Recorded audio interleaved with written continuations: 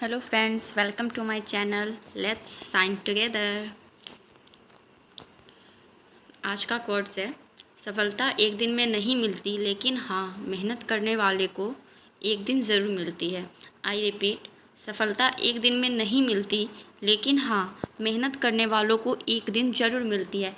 और मुझे पूरा विश्वास है कि मुझे भी एक दिन सफलता ज़रूर मिलेगी। और आप सबों को भी मेहनत करते रहिए, सफलता एक दिन ज़रूर मिलेगी। फेल होने से आप कभी नहीं डरिए। तो आइए शुरू करते हैं हम आज का हमारा सेशन। इस वीडियो में आज हम करेंगे एडुटेरिया 5000 प्लस बुक का प्रैक्टिस सेट 3, ठीक है, जिसमें 50 जीके जीएस के क्वेश्चन है सारे सब्जेक्ट से, physics, chemistry, bio, history, polity, सारे सब्जेक्ट से इसमें क्वेश्चंस इंक्लूड हैं। बट दोस्तों, मैं उससे पहले आपसे एक बात कहना चाहूँगी कि देखिए, मैं ना बहुत मेहनत करके आप लोगों के लिए, ये सिर्फ 50 क्वेश्चन कहने के होते हैं, लेकिन मैं इसमें लगभग 100 प्लस 150 प्लस पॉइंट्स आप लोगों को बता देती हूँ।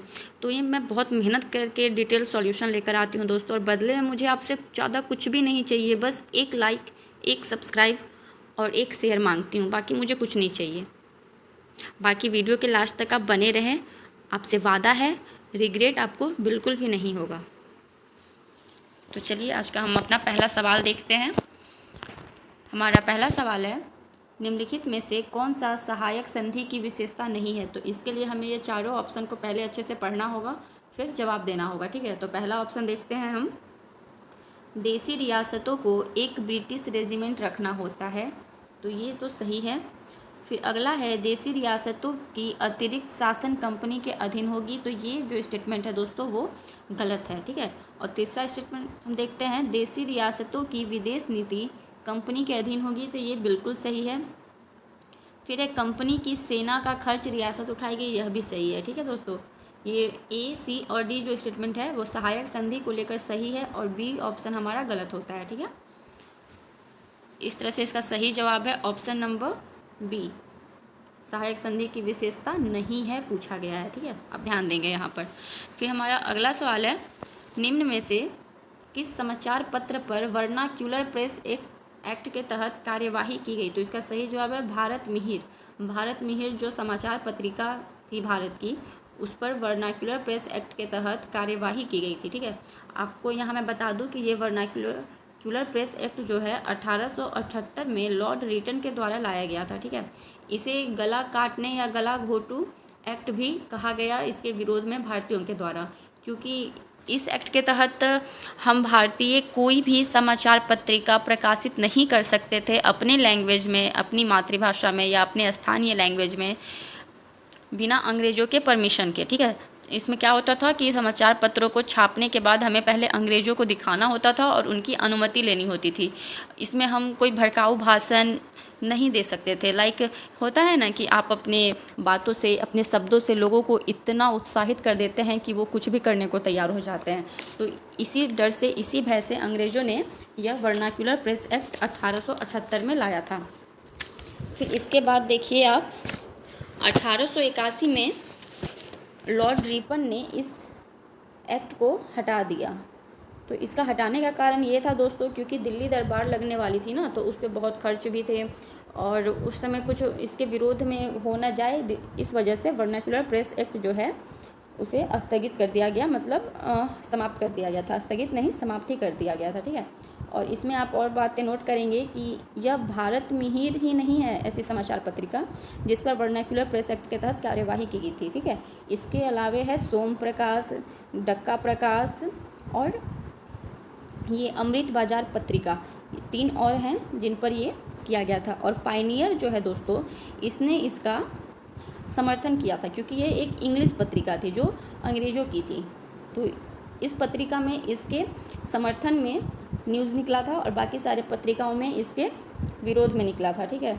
और एक और बात आप याद रखेंगे दोस्तों कि हमारा जो पहला भारत का पत्रिका था वह है बंगाल गजट, ठीक है। बंगाल गजट जो है वह भारत का पहला समाचार पत्र है, जो कि ऑगस्टस हिक्की के द्वारा लाया गया था। और दोस्तों, ये जो वर्नाक्यूलर प्रेस एक्ट है यह किस पर आधारित था। तो यह आयरलैंड के प्रेस अधिनियम पर आधारित था। आयरलैंड के प्रेस अधिनियम पर वर्नाक्यूलर प्रेस एक्ट आधारित था। ठीक है, फिर हमारा अगला सवाल हम देखते हैं। अगला सवाल है, इंडिपेंडेंस नामक समाचार पत्र किनके द्वारा प्रकाशित या फिर संपादित किया गया था? तो इंडिपेंडेंस नामक समाचार पत्र जो है दोस्तों वो मोतीलाल नेहरू के द्वारा प्रकाशित किया गया था। और मोतीलाल नेहरू से आप एक नेहरू रिपोर्ट याद रखेंगे जो कि 1928 में मोतीलाल नेहरू और सिया दास ने संयुक्त रूप से उसे लाया था। मोतीलाल नेहरू मतलब मुख्यतः नेहरू रिपोर्ट प्रेस किए थे। और इसी के जवाबी में जिन्ना ने भी 14 सूत्री जिन्ना रिपोर्ट प्रस्तुत किया था। हालांकि इन दोनों के रिपोर्ट को अंग्रेज़ों ने खारिज कर दिया था और 1935 का जो शासन अधिनियम था वो अपना रिपोर्ट लेकर आए थे। ठीक है, 1935 का शासन अधिनियम। ये जो मोतीलाल नेहरू का नेहरू रिपोर्ट है जो 1928 में आया था, यह आपका साइमन कमीशन जब भारत आया था तो साइमन ने जो 1930 में अपना रिपोर्ट पेश करने वाला था और तो उसी के विरोध में बहुत विरोध हुए थे उसके। तो अंग्रेज़ों ने कहा था कि ठीक है, तो तुम अपना मतलब सर्वसम्मति से एक रिपोर्ट लेकर आओ और उसी को मैं लागू कर दूंगा। ठीक है, जबकि उसको अच्छे से पता था कि मुस्लिम लीग इसका समर्थन नहीं करेगी। और ऐसा ही हुआ कि मुस्लिमों ने मोतीलाल नेहरू को सपोर्ट नहीं किया और मोतीलाल नेहरू ने अपने नेहरू रिपोर्ट में स्थानीय स्वायत्तता की मांग की थी। ठीक है, स्थानीय स्वायत्तता इसकी मांग की गई थी। फिर हमारा अगला सवाल है, बाल हत्या प्रथा किस प्रेसिडेंसी में अधिक थी? तो बाल हत्या प्रथा दोस्तों बंगाल प्रेसिडेंसी में सबसे अधिक थी। आप इसे ऐसे भी याद रख सकते हो कि बंगाल में ना बहुत ज़्यादा मतलब अंधविश्वास टाइप का, अंधविश्वास या फिर उनका विश्वास भक्ति कहें, बहुत सी चीज़ें होती हैं वहाँ पर, आप लोगों को अगर पता होगा तो बाल हत्या भी जो है वह इसी का एक रूप है कि कोई भी बड़ी पूजा होती है या पुल की निर्माण होती है या फिर मतलब कुछ बड़ा काम सब शुरू होना होता है तो पहले लोगों का मान्यता थी कि वहाँ बच्चों की जब बलि दी जाती है तो वो कार्य शुभ होता है और शुभ फलदायक भी होता है। बट ये सब एक अंधविश्वास था। तो ये बंगाल में सर्वाधिक थी। हालांकि कम या अधिक मात्रा में भारत के हर क्षेत्र में थी, लेकिन बंगाल में जो है वो सर्वाधिक थी।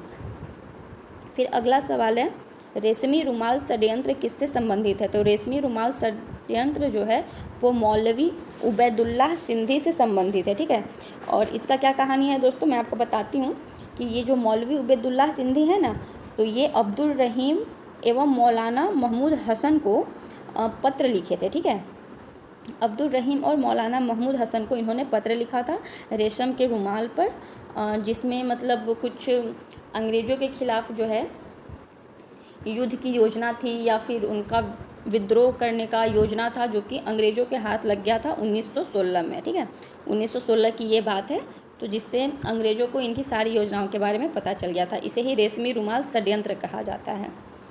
फिर हमारा अगला सवाल है, असहयोग आंदोलन के लिए प्रस्ताव किस कांग्रेस अधिवेशन में पारित किया गया था? तो असहयोग आंदोलन के लिए जो प्रस्ताव है वह नागपुर अधिवेशन में पारित किया गया था सन 1920 में, जिसे 1922 में स्थगित भी कर दिया गया था, ख़त्म कर दिया गया था। चौरी चौरा हत्याकांड जो हुआ था उसकी वजह से चौरी चौरा जो है वो 5 फरवरी को 1922 को हुआ था।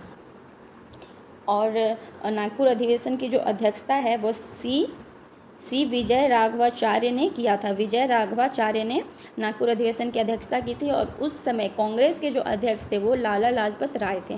तो ये चारों पाँचों पॉइंट जो भी हैं आप इसको अच्छे से याद कर लेंगे, और नहीं तो अगर आप नोट्स कर रहे होंगे तो आप इसे नोट्स भी कर लेंगे। बाकी मैं पीडीएफ तो टेलीग्राम चैनल पर अपना अपलोड कर देती हूँ, तो वहाँ से आप पीडीएफ भी ले सकते हैं क्या, वो मस्ट है, आप ले ही लीजिएगा। और मेरे टेलीग्राम चैनल को भी आप ज्वाइन कर लें। फिर हम अपना अगला सवाल देखते हैं, निम्नलिखित में कौन पारिस्थितिकी तंत्र के विषय में सही नहीं है? देखिए दोस्तों, ये हमारे जियोग्राफी और बायोलॉजी दोनों से रिलेटेड ये क्वेश्चन है। तो आइए हम देखते हैं कि कौन सा सही नहीं है, ये बताना है। ठीक है, पहला है यह एक बंद तंत्र होता है। हमारा तो ऑप्शन ए ही है जो कि इसका सही नहीं है। ठीक है, ये वाला मतलब ऑप्शन सही होता है। पारिस्थितिकी जो है वह एक बंद तंत्र नहीं होता है दोस्तों, यह एक खुला तंत्र होता है। मतलब खुली जगह, कोई भी ऐसा स्थान जहाँ पर जीव जो है मिलकर पारस्परिक सहयोग से वहाँ पे निवास करते हैं। कई तरह की जीवों की प्रजातियाँ होती है, जैविक अजैविक सभी तरह की। और इसका एग्जाम्पल हम किसी पहाड़ को भी दे सकते हैं, शंकुधारी वन को ले सकते हैं, और सवाना जो घास का मैदान है उसे भी ले सकते हैं। और दूसरा स्टेटमेंट है, इसकी अपनी उत्पादकता होती है, तो बिल्कुल सही, पारिस्थितिकी तंत्र की अपनी उत्पादकता होती है। हम जो जिस भी पर्टिकुलर क्षेत्र में रहते हैं वहाँ पर हम अपना उत्पादन का कार्य करते हैं, हर तरह का, जैसे कृषि उत्पादन ही हो गया या फिर औद्योगिक उत्पादन ही हो गया, तो उत्पादकता होती है। तीसरा है, यह एक प्राकृतिक संसाधन तंत्र होता है, तो जी हाँ बिल्कुल सही है ये।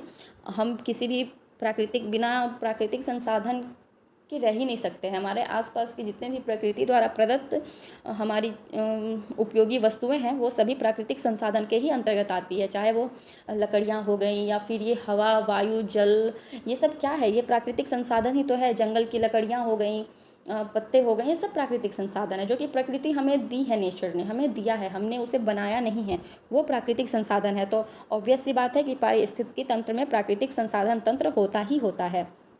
हम खुद भी एक प्राकृतिक संसाधन है जो कि मानव संसाधन के नाम से हम जाने जाते हैं। हम दूसरे जीवों के लिए जो हम मानवों को खा जाते हैं, लाइक शेर, बाघ, चीता, ये सब हो गए, उनके लिए हम क्या हैं, हम एक प्रकृति द्वारा प्रदत्त ही तो संसाधन है।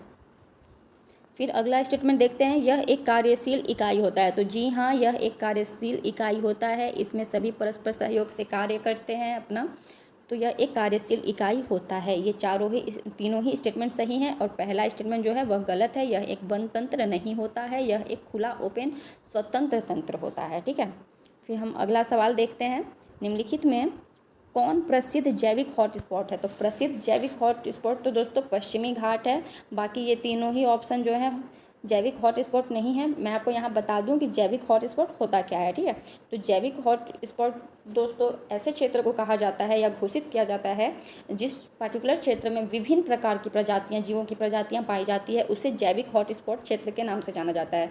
भारत में टोटल 4 हैं। एक तो यहाँ पश्चिमी घाट दिया हुआ है दोस्तों, आप आगे नोट कर लेंगे। एक हो गया हिमालय, फिर इंडो बर्मा क्षेत्र और सुंदरलैंड। ठीक है, ये 4 हैं प्रसिद्ध जैविक हॉटस्पॉट भारत के। प्रसिद्ध क्या, ये मतलब 4 ही जैविक हॉटस्पॉट भारत में हैं। फिर हम अपना अगला सवाल देखते हैं, किस चक्र के संचालन में सौर विकिरण की महत्वपूर्ण भूमिका होती है। तो चक्र के संचालन में सौर विकिरण दोस्तों, तो सौर विकिरण की जो महत्वपूर्ण भूमिका होती है वह जल चक्र में होती है। ठीक है, जल चक्र क्या है दोस्तों, जो बारिश की जो जलें एकत्रित होती हैं फिर वही जलवाष्प के रूप में वातावरण में शामिल हो जाती हैं और फिर ऊपर उठते उठते वो बादल का रूप धारण कर लेती हैं। देखिए ये ना जियोग्राफी का सवाल है। ठीक है, जियोग्राफी का, तो वो बादल का रूप लेती हैं और फिर जब हवाएं चलती हैं बादलों से टकराती हैं तो बादले से वही जलवाष्प की जो बूंदें होती हैं बूंदों के रूप में, वर्षा के रूप में ज़मीन पर फिर से आती हैं धरती पर। ठीक है, तो यही एक हमारा जल चक्र इसे कहा जाता है। तो इसमें सौर विकिरण की महत्वपूर्ण भूमिका है, क्योंकि अगर सौर विकिरण नहीं होगा तो वो जो एकत्रित जल हैं धरती पर वो जलवाष्प बनकर ऊपर बादल बनेंगे कैसे, जलवाष्प बनकर वो ऊपर जा ही नहीं पाएंगे ना, अगर सौर विकिरण नहीं होगा तो। जलवाष्प के लिए इम्पॉर्टेंट है सौर विकिरण, सूर्य की किरणें, सूर्य का धूप, तो ये महत्वपूर्ण भूमिका निभाती है। ठीक है, फिर हमारा अगला सवाल है, गौतम बुद्ध ने संघ में भिक्षुणी स्त्री के प्रवेश की अनुमति कहाँ दी। तो इसकी अनुमति जो है उन्होंने सर्वप्रथम वैशाली में दी थी। ठीक है, और गौतम बुद्ध ने इन्हें जो अनुमति दी थी तो उस समय ये भी कहा था कि अब मतलब बौद्ध धर्म का बहुत लंबा जीवन नहीं है, बहुत लंबे समय तक अब यह नहीं चलेगा। ठीक है, क्योंकि स्त्रियों के आने से मतलब वो शुरू से ही स्त्रियों के मतलब वो थे कि नहीं, स्त्रियों को इसमें नहीं मिलेगी अनुमति, बट फिर भी उन्होंने अपने एक शिष्य के कहने पर ही स्त्रियों को अनुमति दी थी। और पहली जो महिला थी बौद्ध भिक्षुणी वो थी इनकी धैर्य माँ महाप्रजापति गौतमी। महाप्रजापति गौतमी जो थी उन्होंने ही गौतम बुद्ध का लालन पोषण किया था। ठीक है, क्योंकि इनकी माँ जो महामाया थी वो तो बचपन में ही गुजर गई थी, इनके जन्म के कुछ समय के पश्चात ही। और इनका जन्म दोस्तों आप याद रखेंगे कि 563 ईसा पूर्व में शक्य गणराज्य की राजधानी कपिलवस्तु के लुम्बिनी ग्राम में हुआ था, जो कि नेपाल में है, वर्तमान में नेपाल में है। ठीक है, इनका बचपन का नाम सिद्धार्थ था और पत्नी का नाम यशोदा।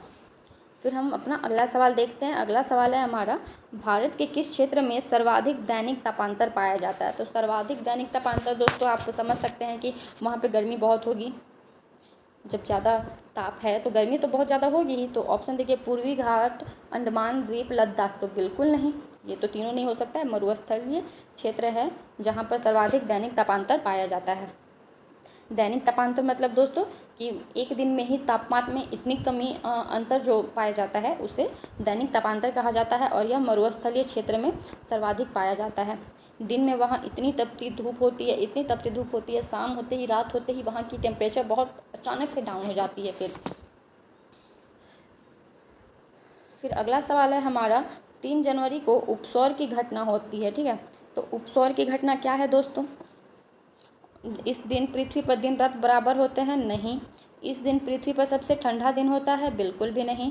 इस दिन पृथ्वी सूर्य की दूरी सबसे न्यूनतम होती है?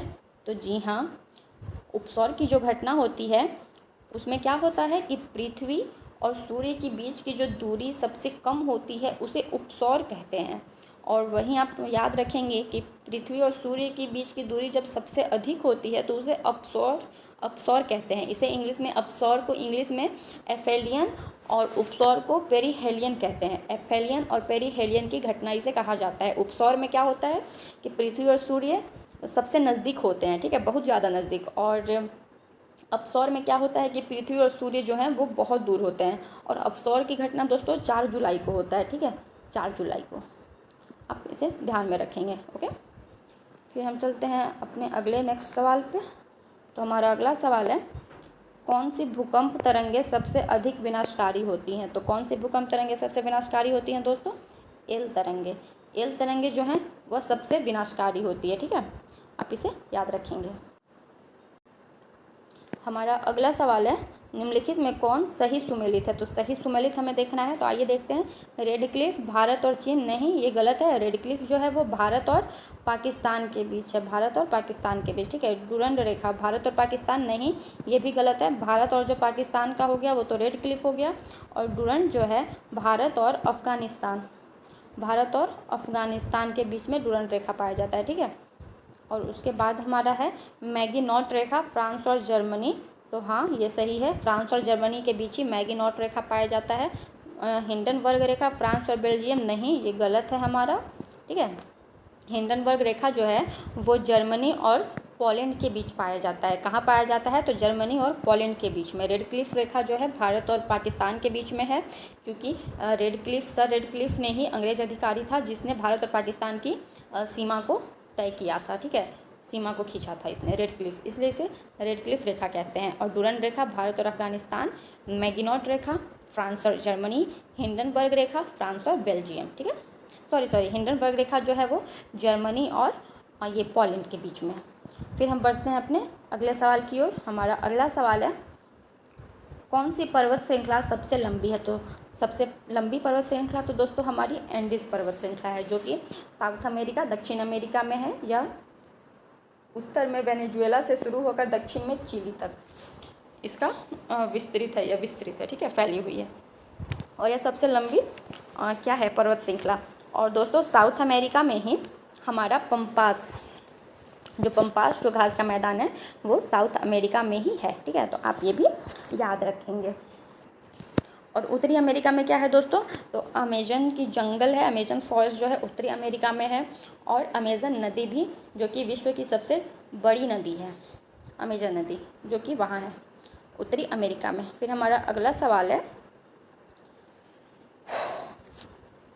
किस अधिनियम द्वारा केंद्रीय बजट को राज्यों के बजट से अलग कर दिया गया है? तो केंद्रीय बजट को राज्यों के बजट से अलग किया गया है भारत शासन अधिनियम 1919 के द्वारा। भारत शासन अधिनियम जो 1919 है दोस्तों, इसी में द्वैध शासन का लागू हुआ था। द्वैध शासन जो है वो लागू हुआ था भारत में। तो द्वैध शासन में यही होता है कि केंद्र पर सरकार किसी और का रहेगा, राज्य में सरकार किसी और का रहेगा। ओके, तो उसी तरह केंद्रीय बजट को राज्यों के बजट से अलग कर दिया गया था। और ये जो 1909 का अधिनियम है दोस्तों, इसे मार्ले मिंटो सुधार अधिनियम कहा जाता है, क्योंकि उस समय मार्ले और मिंटो अंग्रेज अधिकारी ही थे। मार्ले जो था वो वायसराय था, नहीं सॉरी, वो जो था प्रधानमंत्री था, और वायसराय था। और यहाँ पे मैं कंफ्यूज हूँ मार्ले और मिंटो में, लेकिन हाँ वो मार्ले मिंटो सुधार अधिनियम ही है 1909। और इसी में महिलाओं को, मतलब ये मुस्लिमों को पृथक चुनाव क्षेत्र दे दिया गया था। ठीक है, मुस्लिमों को। फिर हमारा अगला सवाल है, निम्नलिखित में से किस योजना के आधार पर संविधान सभा का गठन हुआ था? तो कैबिनेट मिशन योजना के आधार पर संविधान सभा का गठन हुआ था दोस्तों, ठीक है। कैबिनेट मिशन योजना के आधार पर संविधान सभा का गठन हुआ था सन 1946 में। ब्रिटेन के प्रधानमंत्री एटली जो थे उन्होंने ही 3 सदस्यीय कैबिनेट मिशन योजना को भारत भेजा था, जिसने भारत की अंतरिम सरकार बनाई, जिसमें पंडित जवाहरलाल नेहरू सहित 11 लोग थे अंतरिम सरकार में। पंडित जवाहरलाल नेहरू जो थे वो हमारे देश के उपाध्यक्ष थे उस समय, और विदेश नीतियों को वही देख रहे थे अंतरिम सरकार के दौरान। और कैबिनेट मिशन में जो 3 लोग थे दोस्तों वो कौन से थे? तो आप उसे काल से याद रखेंगे, क्रिप्स, अलेक्जेंडर, लॉरेंस, ठीक है। लॉरेंस जो है वो लॉर्ड पैंथिक लॉरेंस हो गया, फिर क्रिप्स जो है सर स्टेफर्ड क्रिप्स हो गया, और अलेक्जेंडर जो है एवी अलेक्जेंडर, ठीक है। और क्रिप्स जो है दोस्तों, Cripps Bharat mission, Cripps Bharat योजना जो हुआ था, क्रिप्स प्लान, उसमें भी क्रिप्स जो है भारत आया था। फिर हमारा अगला सवाल है,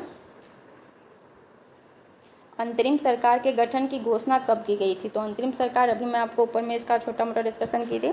इसका अगर अंतरिम सरकार के लोगों को मैं बताने लगूँगी कौन कौन से पोस्ट पर था तो वो थोड़ा लंबा हो जाएगा ज़्यादा, तो मैं उसे अलग से शॉर्ट्स में कभी ज़रूर अपलोड कर दूँगी।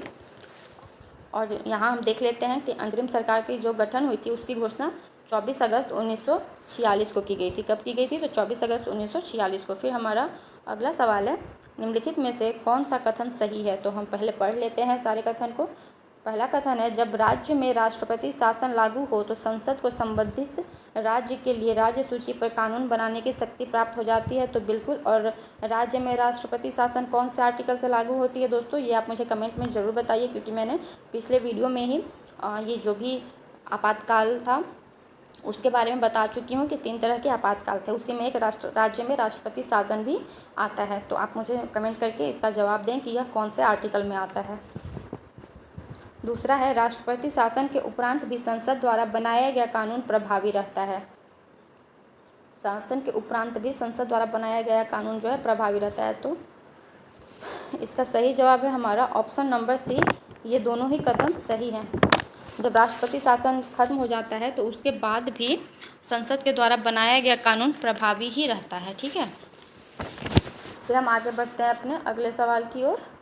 हमारा अगला सवाल क्या है, अनुच्छेद 54 का संबंध निम्नलिखित में से किससे है? तो अनुच्छेद 54 का जो संबंध है दोस्तों, ये तो पहली बात कि संघ में आता है। भाग 5 संघ का जो शासन है संविधान की, भाग 5 में, संविधान का भाग 5 में संघ की शासन आती है, जो कि आर्टिकल 52 से 151 तक है, और उसी में ये 54 संबंधित है जो कि राष्ट्रपति से संबंधित है। तो राष्ट्रपति के ये आर्टिकल 54 जो है राष्ट्रपति के निर्वाचन से संबंधित है। किससे संबंधित है?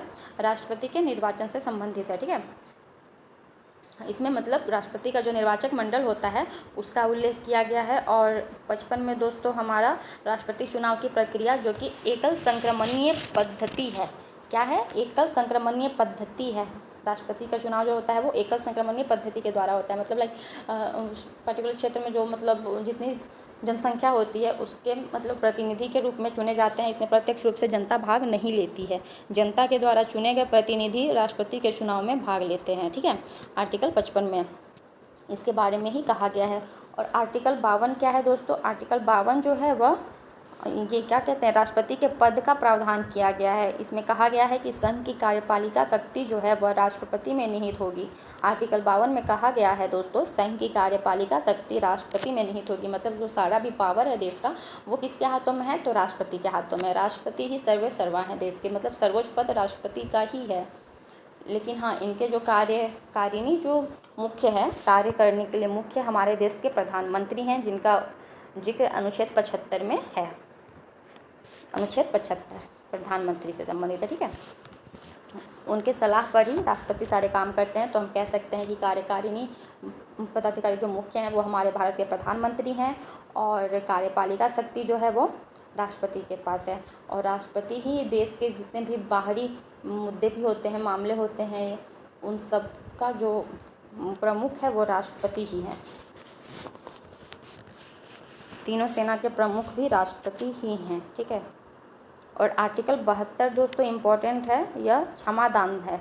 आर्टिकल 72 में क्षमादान, जिसमें मतलब कुछ विशेष उपबंध किए गए हैं, जिसके में राष्ट्रपति जो हैं वो मृत्यु दंड अगर मिला है तो उसमें उसे क्षमा दिया जा सकता है, लेकिन मृत्यु दंड को मतलब एकदम समाप्त नहीं करना होता है कि एकदम फ्री कर दिए, इस तरह से नहीं, उसकी सज़ा कम की जाती है, लाइक कठोर कारावास, आजीवन कारावास, इस तरह से क्षमादान दिया जाता है। तो आई होप आपको ये अच्छे से समझ में आई होगी और सारे पॉइंट्स को आप याद रखेंगे, नोट्स कर लेंगे अगर आपको ज़रूरी लगे तो। फिर अगला सवाल है हमारा, निम्न कथनों में से कौन गलत है। तो कौन सा गलत है दोस्तों, हमें ये देखना है, तो उसके लिए हमें बड़े ध्यान से पढ़ना होगा, क्योंकि लास्ट वीडियो में मेरे से गलती हो गई थी थर्ड क्वेश्चन में ही, तो इसमें गलती नहीं होनी चाहिए। आइए देखते हैं। पहला कथन है, राज्य लोक सेवा आयोग के सदस्यों व अध्यक्ष की नियुक्ति जो है राज्यपाल द्वारा की जाती है, तो ये तो कथन हमारा सही है। फिर है दूसरा, राज्य लोक सेवा आयोग के अध्यक्ष जो हैं सदस्य कार्यकाल के बाद को पुनः नियुक्त नहीं किया जा सकता। अगला है, राज्य लोक सेवा, ये तो सही है, पुनः नियुक्त नहीं किया जा सकता है उन्हें। अध्यक्ष या सदस्य का अगर कार्यकाल समाप्त हो गया है तो उसे दोबारा नियुक्त नहीं किया जा सकता है, ये सिंपल है, ठीक है।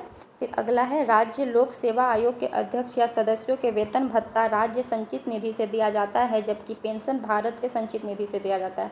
तो ये स्टेटमेंट हमारा गलत है, मतलब इस सवाल का सही जवाब ऑप्शन नंबर सी होता है।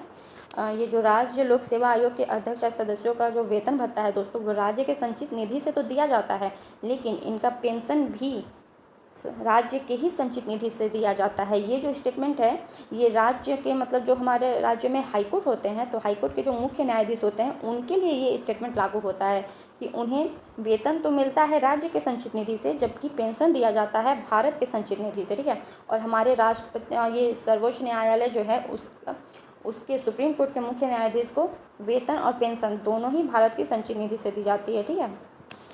फिर हमारा अगला और आखिरी स्टेटमेंट है इसका, राज्य लोक सेवा आयोग के सदस्यों व अध्यक्ष को उसके पद से हटाने की शक्ति राज्यपाल के पास नहीं है। हाँ, तो ये बिल्कुल सही है, क्योंकि इसकी जो शक्ति है ये राष्ट्रपति के पास है। तो ये तीनों स्टेटमेंट देखिए राज्य लोक सेवा आयोग के संबंध में सही है, तो आप इसको अच्छे से ध्यान से याद करेंगे, या नोट कर रहे हैं तो आप नोट कर लेंगे। और मैं जितना एक्सप्लेनेशन के साथ आपको बता रही हूँ दोस्तों, आपको नोट करने की ज़रूरत बिल्कुल भी नहीं है, आप बस इसे एक बार सुने और नॉर्मली फिर सेकेंड टाइम भी आप इसे सुन ले फास्ट करके 2x के स्पीड में, ताकि आपका रिवीजन हो जाए। फिर मैं जो टेलीग्राम पर आपको PDF प्रोवाइड कराई हूँ, आप फिर वहाँ से PDF देख लें और अपने मन में ही आंसर भी दे दें कि कौन सा आंसर उसका सही है। मैं आपसे वादा करती हूँ दोस्तों कि अगर आप ऐसा करते हैं तो मतलब कोई भी सवाल ऐसा है जो, या फिर कोई भी पॉइंट ऐसा है जो आपसे नहीं छूटेगा, कोई भी पॉइंट नहीं छूटेगा दोस्तों, ठीक है। और ये गलत है, याद रखिएगा कि वेतन भत्ता और पेंशन दोनों ही राज्य की संचित निधि से ही दी जाती है। फिर हमारा अगला सवाल है, वित्त आयोग के संबंध में निम्न कथनों पर विचार कीजिए। तो वित्त आयोग के संबंध में निम्न कथनों पर विचार कीजिए। आइए विचार करते हैं हम।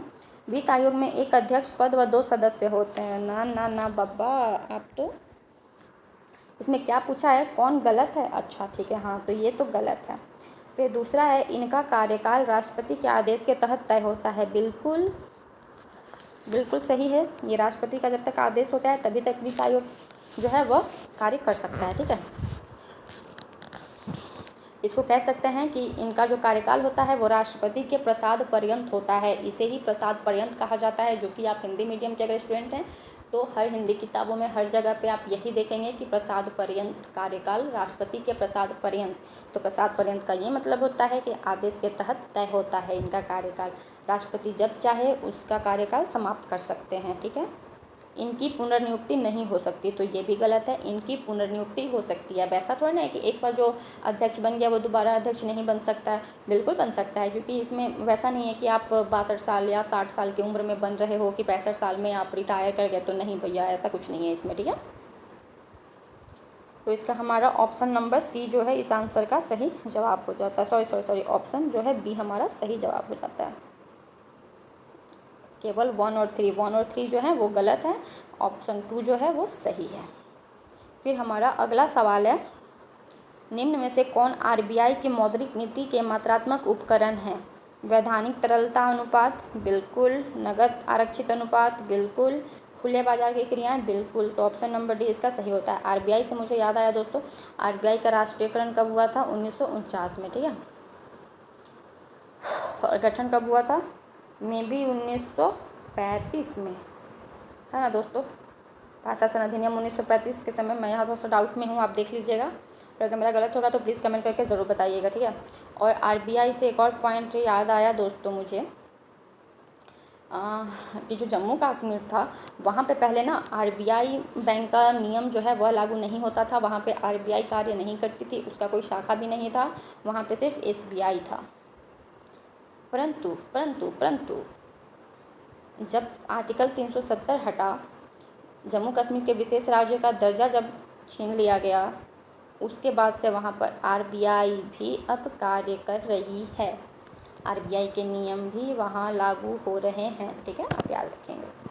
फिर अगला सवाल है हमारा, प्रधानमंत्री किसान संपदा योजना का मुख्य उद्देश्य क्या है? तो प्रधानमंत्री किसान संपदा योजना का जो मुख्य उद्देश्य है दोस्तों, खाद्य प्रसंस्करण को बढ़ावा देना। मतलब क्या होता है कि जो खाद्य का जो है खाद्य प्रसंस्करण को बढ़ावा देना, मतलब खाद्य का उसको क्या कह सकते हैं प्रसंस्करण को दोस्तों, मुझे एग्जैक्टली इसका मतलब नहीं समझ आ रहा है, बट आप याद रखेंगे कि खाद्य प्रसंस्करण हो गया, कृषि क्षेत्र का विस्तार हो गया, ये सब इसके मुख्य उद्देश्य थे। और यह 2017 में आया था और यह PMKSY के नाम से जाना जाता है, प्रधानमंत्री किसान संपदा योजना, जो कि 2017 में आया था।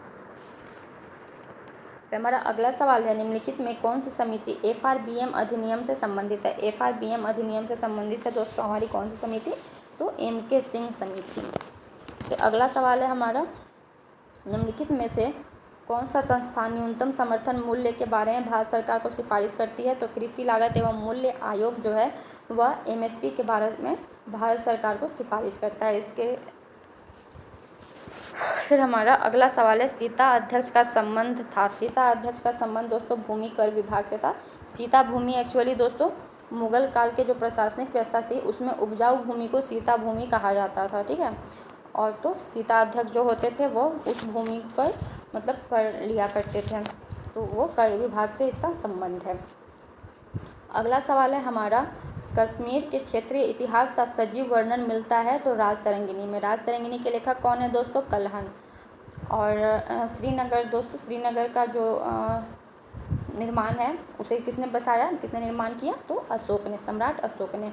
और हमारा अंतिम चतुर्थ बौद्ध संहिता जो 72 ईस्वी में हुआ था वह कहाँ हुआ था? वह भी कश्मीर में हुआ था, जो कि कुषाण वंश के शासक कनिष्क ने कराया था, ठीक है। और उसके अध्यक्ष जो थे वो वसुमित्र थे।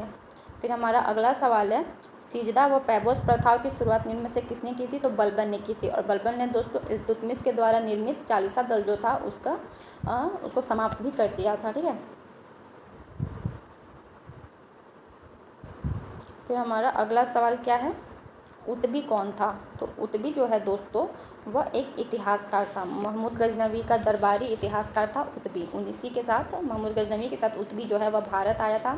और उतबी ने पुस्तक लिखी है किताब उल यामिनी, जिसमें महमूद गजनी का जो है महमूद गजनवी का सारा जीवन वृत्तांत, उसके आक्रमण, उसके मतलब सब कुछ महमूद गजनवी के बारे में उसमें लिखा गया है। महमूद गजनवी ने दोस्तों भारत पर टोटल 17 बार आक्रमण किया।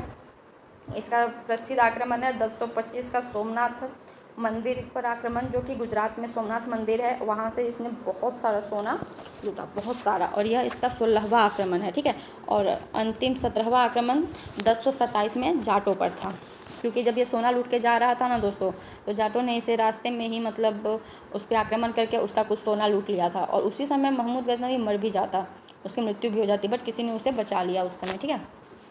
तो फिर वह 1027 में जो है लास्ट 17वीं बार जाटों पर आक्रमण करता है, भारत के जाटों पर। फिर हमारा अगला सवाल है, शेर शाह के बारे में कौन कथन असत्य है? शेर शाह सूरी बिहार के शासक, अफगान शासक है दोस्तों यह। शेर शाह ने बिलग्राम युद्ध विजय के बाद द्वितीय अफगान राज्य की स्थापना दिल्ली पर की, बिल्कुल सही। बिलग्राम युद्ध जो है दोस्तों यह कन्नौज का युद्ध है, जो कि 1540 में हुआ था हुमायूं और शेर शाह के बीच में, ठीक है, जिसमें शेर शाह ने हुमायूं को बुरी तरह से पराजित कर उसे वहाँ से उस जगह को छोड़ने पर विवश कर दिया था, जिसके बाद से हुमायूं जो है वो दिल्ली छोड़कर भाग गया था।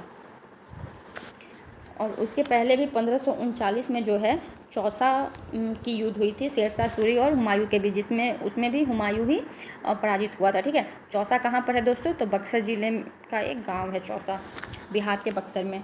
दूसरा है शेरशाह ने उपज का 1/3 भाग कर के रूप में निर्धारित किया। जी हाँ, 1/3 भाग जो है कर के रूप में निर्धारित किया था।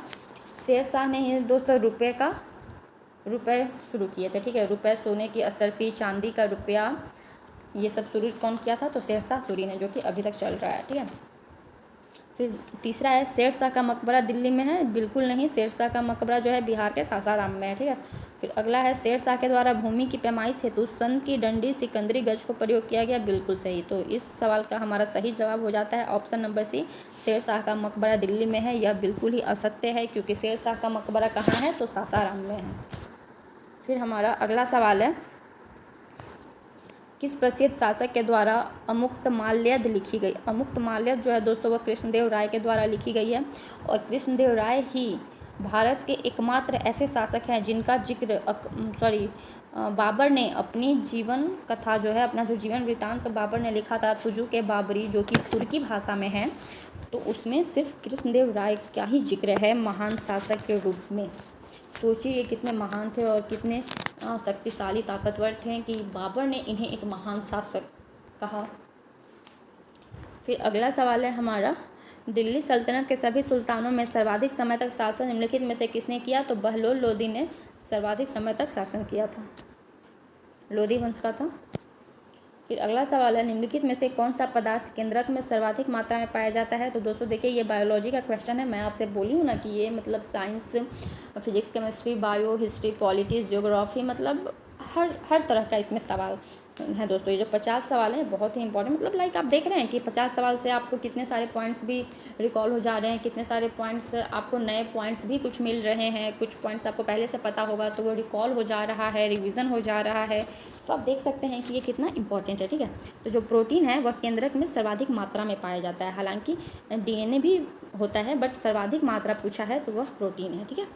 फिर हमारा अगला सवाल है, प्रकाश संश्लेषण की प्रकाशिक अभिक्रियाएं क्लोरोप्लास्ट में कहाँ होती हैं? हम सभी जानते हैं दोस्तों कि प्रकाश संश्लेषण कहाँ होता है? तो क्लोरोप्लास्ट में होता है। पत्तियों में क्लोरोप्लास्ट होता है, जिसकी वजह से उनका रंग हरा होता है, और इसी क्लोरोप्लास्ट में प्रकाश संश्लेषण होता है। जनरली तो हमें यही पता है, बट नहीं, क्लोरोप्लास्ट में भी ऐसा कुछ है जहाँ पर प्रकाश संश्लेषण की प्रकाशिक अभिक्रियाएँ होती हैं। तो प्रकाशिक अभिक्रियाएँ क्लोरोप्लास्ट के ग्रेना में होती हैं, ठीक है। फिर अगला सवाल है हमारा, हेलोफाइट्स होता है। हेलोफाइट्स होता है, क्या होता है? तो आइए, ये होता है लवणों वाली मिट्टी में उगते हैं, ठीक है। वे पौधे जो लवणों वाली मिट्टी में उगते हैं उसे हेलोफाइट्स कहते हैं, ठीक है। फिर अगला सवाल है हमारा, निम्न में से कौन सा टेस्ट एड्स के लिए किया जाता है? एड्स के लिए टेस्ट दोस्तों पीसीआर किया जाता है, CD4 किया जाता है और एलिशा किया जाता है। मतलब ऑप्शन नंबर डी 1 2 3 4, एड्स के लिए पीसीआर, CD4 और एलिशा टेस्ट किया जाता है। आप इसे याद रखेंगे। फिर अगला सवाल है, कौन सा रुधिर वर्ग के रुधिर प्लाज्मा में कोई एंटीबॉडी नहीं होता है? तो AB जो है उसमें कोई भी एंटीबॉडी नहीं पाया जाता है, इसलिए ये किसी भी ब्लड ग्रुप से ब्लड ले सकता है, ठीक है। इसे सर्वग्राही कहा जाता है। और O जो है दोस्तों, O में कोई भी एंटीजन नहीं पाया जाता है। ये जो एंटीबॉडी और एंटीजन है दोस्तों, यही निर्धारित करते हैं हमारे ब्लड ग्रुप्स को, और हम किसे ब्लड डोनेट कर सकते हैं ये भी एंटीबॉडी और एंटीजन ही निर्धारित करते हैं। मैं इसे ज़्यादा डिटेल में आपको यहाँ नहीं बता पाऊँगी क्योंकि बहुत लंबा हो जाएगा फिर थोड़ा। तो बस आप इतना जान लें कि एंटीबॉडी जो होता है AB में नहीं होता है कोई भी, और O पॉजिटिव में जो है एंटीजन नहीं होता है, जिस वजह से एंटीजन जो है O जो है वो हर किसी ब्लड ग्रुप को अपना ब्लड डोनेट कर सकता है। फिर अगला सवाल है हमारा, ट्रिपल वैक्सीन DPT में कौन सा एक नहीं होता है? तो इसमें पीलिया नहीं होता है। देखिए, diphtheria, D for diphtheria, P for pertussis और T फॉर टेटनस, ठीक है। DPT में ये तीनों ही टीका शामिल होती हैं, लेकिन पीलिया शामिल नहीं होता है, ओके। फिर हमारा अगला सवाल है, अल्फा कण का द्रव्यमान हीलियम के एक अणु के बराबर होता है। इसके आवेश किसके बराबर होते हैं? तो इसके आवेश दोस्तों 2 प्रोटॉन के बराबर होते हैं। ये देखिए दोस्तों, केमिस्ट्री का क्वेश्चन है, ठीक है। फिर अगला सवाल है, न्यूटन के किस गति की नियम से बल का व्यंजक प्राप्त होता है? तो द्वितीय गति से बल का व्यंजक प्राप्त होता है। ये फिजिक्स का सवाल हो गया हमारा, ठीक है।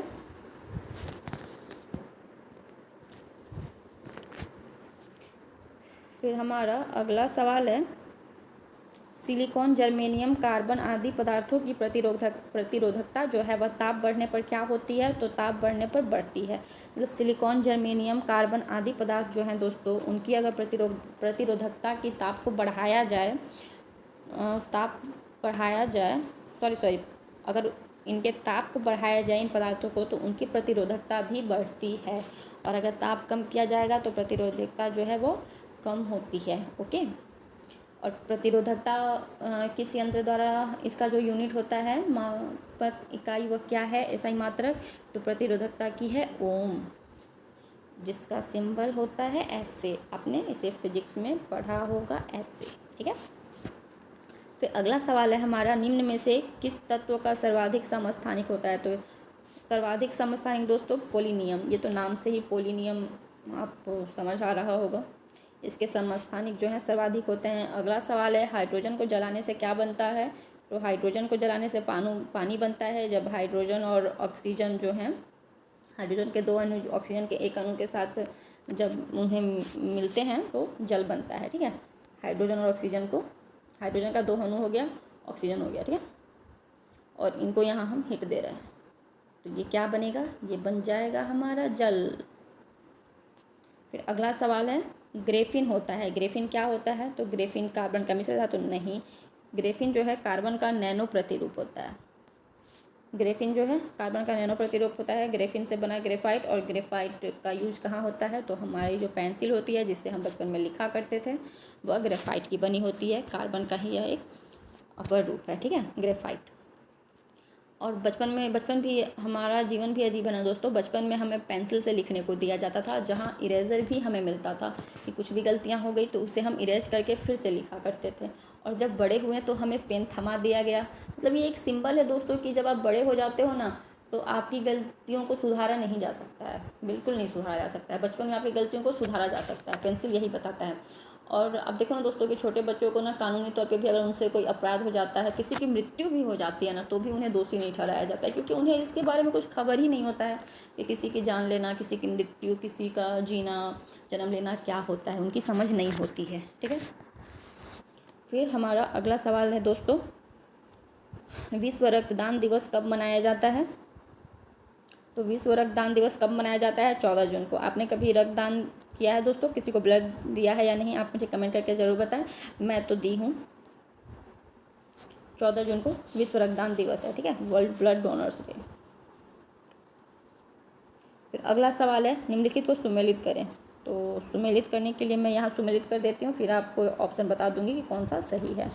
प्लाज्मा अनुसंधान संस्थान जो है, प्लाज्मा अनुसंधान संस्थान दोस्तों, ये है आपका गांधीनगर में। ठीक है। फिर दूसरा है राष्ट्रीय समुद्र विज्ञान संस्थान। राष्ट्रीय समुद्र विज्ञान संस्थान दोस्तों पणजी में है। फिर है केंद्रीय खाद्य प्रौद्योगिकी अनुसंधान संस्थान, तो यह आपका कहाँ पर है दोस्तों? मैसूर में। ठीक है, मैसूर में। और भारतीय मौसम विज्ञान संस्थान दिल्ली। और इसका ऑप्शन कौन सा सही हो जाता है? ऑप्शन आपका सही हो जाता है डी ऑप्शन। डी ऑप्शन जो है आपका सही हो जाता है।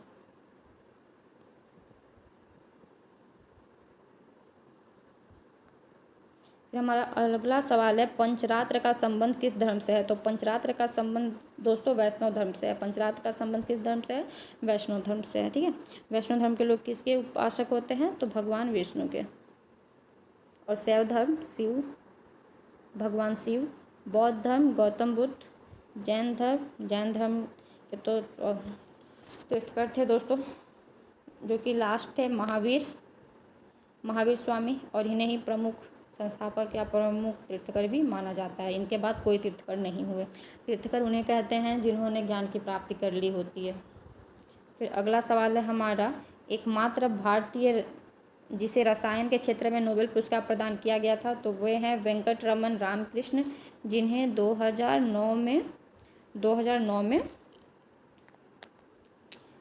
नोबेल पुरस्कार मिला था रसायन के क्षेत्र में। ठीक है। फिर अगला सवाल है, अगला और हमारा आज का ये आखिरी सवाल है दोस्तों, इसके बाद मैं लूँगी आपसे टाटा बाय बाय।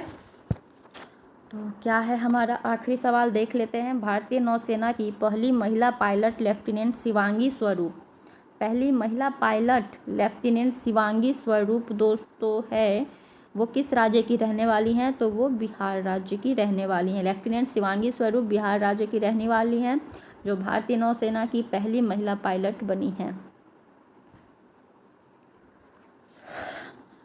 तो आज का हमारा सेशन दोस्तों यहीं पर समाप्त होता है। आई होप कि आपको मेरा ये एक्सप्लेनेशन, ये सेशन मतलब अच्छा लगा हो आपको, और आपको चीज़ें क्लियर हुई होंगी, याद हुआ होगा कुछ। आप इसे एक बार फास्ट करके ज़रूर देख लें ताकि आपका रिवीजन हो जाए और कोई दिक्कत ना हो। इसके PDF के लिए आप मेरे टेलीग्राम चैनल को ज्वाइन करें, जिसका लिंक मैं इस वीडियो के डिस्क्रिप्सन बॉक्स में दे दी हूँ, और मेरे चैनल पर भी अपलोडेड है। तो आप चैनल के अबाउट में भी अगर डिटेल में जाएंगे तो वहाँ भी आपको टेलीग्राम चैनल का लिंक मिल जाएगा। वहाँ से आप मेरे टेलीग्राम चैनल पर जाइए और उसे ज्वाइन कर दीजिए। तो इसके PDF के अलावा भी दोस्तों मैं अपने टेलीग्राम चैनल पर काफ़ी सारे यूज़फुल इन्फॉर्मेशन या करंट अफेयर्स PDF हो गया, ये सब मैं प्रोवाइड कराती रहती हूँ। तो आप वहाँ पर जाएँ और इन सब को अच्छे से देखें। ओके, ठीक है दोस्तों, फिर हम मिलते हैं अगले वीडियो में। तब तक के लिए जय हिंद, जय भारत।